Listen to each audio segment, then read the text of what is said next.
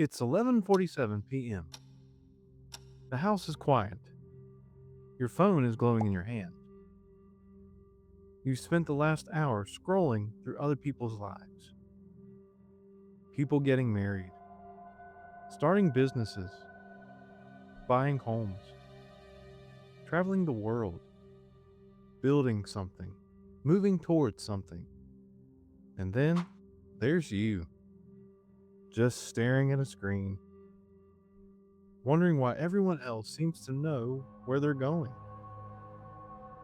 and wondering why you don't. For a moment, you tell yourself, tomorrow's going to be different. Tomorrow, you're finally going to get serious. Tomorrow, you'll figure it out. But tomorrow arrives, and the feeling is still there. Not because life is terrible, and not because everything is falling apart, but because deep down, you know something is not right. You wake up, you go to your job, you make it through another day. And yet, as busy as you are, you just can't shake the feeling that you're drifting.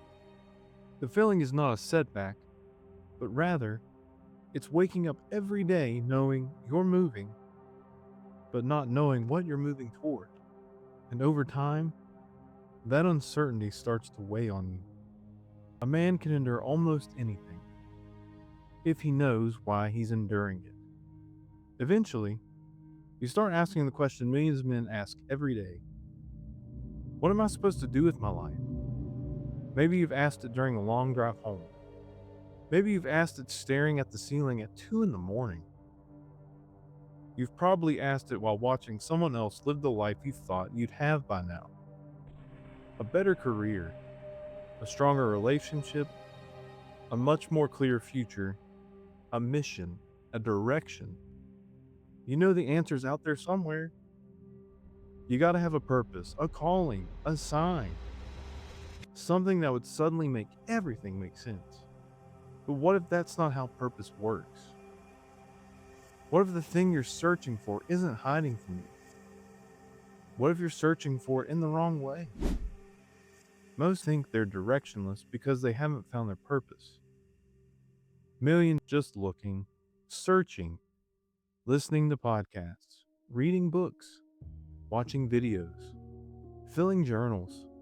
They're taking notes, waiting for clarity, waiting for confidence, and waiting for certainty. Waiting for the feeling that everything has finally clicked. But it never happens. Because the truth is, most are waiting for certainty before they move. They're just waiting to feel ready before they begin. Waiting for a map before they take the first step. And that becomes a trap. Because certainty never comes first. Action does. The men who spend their lives waiting for perfect clarity stay exactly where they are. Not because they lack potential, not because they lack intelligence, but because they believe movement comes after certainty. And in reality, certainty is often the reward for movement. The men who find direction aren't the men who had all the answers. They're the men who are willing to move without them. Imagine you're standing at the edge of a massive forest. No trail, no signs, no map. Just trees stretching in every direction. You tell yourself you'll start once you're sure which path is right.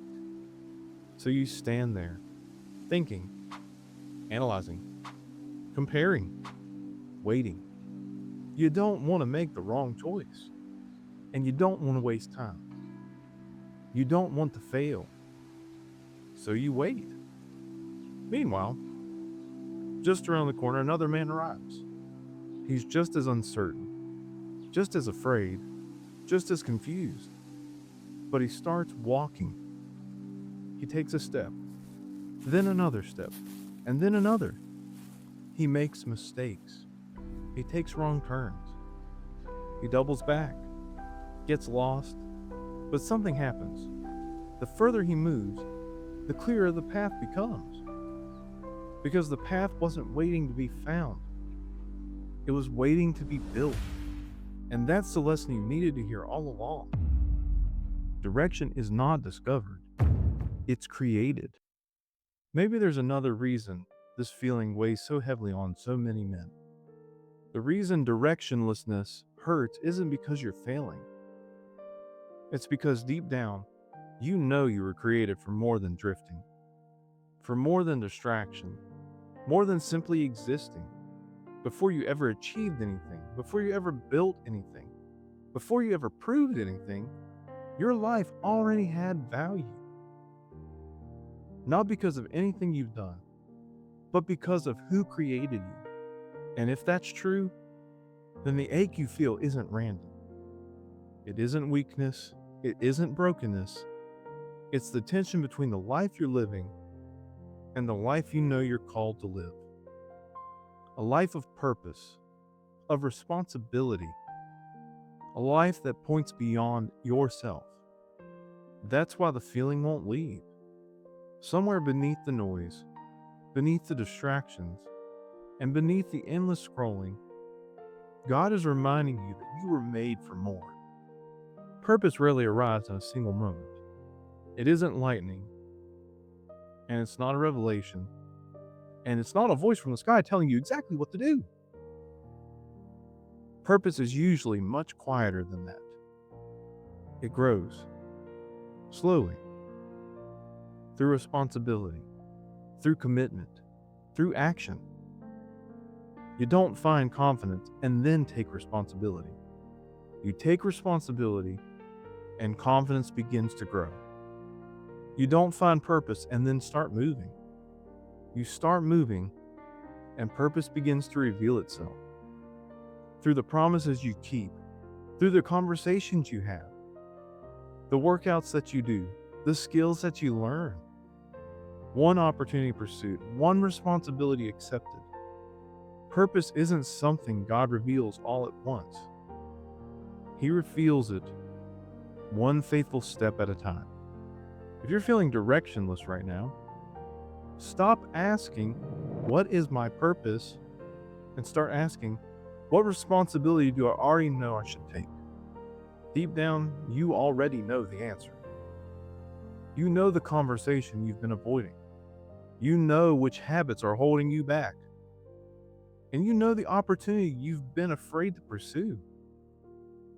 You know the next step. And the problem isn't that you can't see it.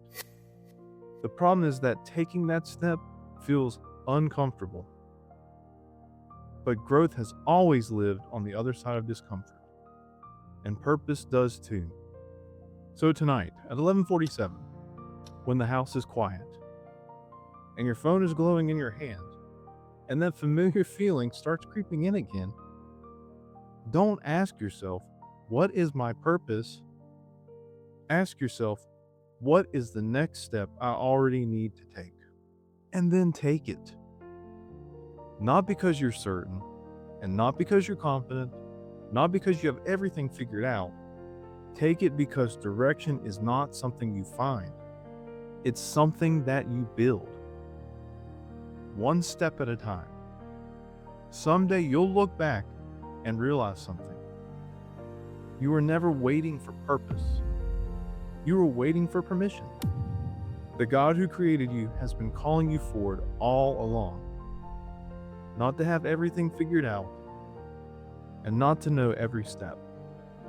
Just to trust Him enough to take the next one. That's how purpose begins. Not with certainty, not with a perfect plan, but with a single step of faith.